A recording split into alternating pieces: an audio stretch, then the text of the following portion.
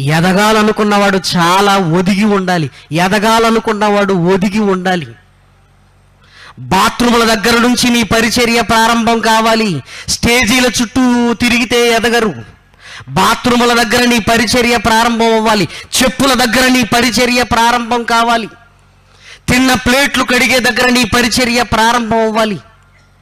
ఎన్నిసార్లు కడిగావు చెప్పు నువ్వు బాత్రూములు? ఎన్నిసార్లు పరుషులు తిన్న ప్లేట్లు కడిగావు చెప్పు? ఎన్నిసార్లు పరిశుద్ధుల పాదములకు వేసుకుని ఆ చెప్పుల దగ్గర కాపలు ఉన్నావు చెప్పు? నువ్వు ఎన్నిసార్లు నిన్ను నువ్వు తగ్గించుకున్నావు చెప్పు? ఎన్నిసార్లు ఉపవాసాలు ఉన్నావు చెప్పు? ఎన్నిసార్లు నిద్రలేమితో బాధపడ్డావు చెప్పు?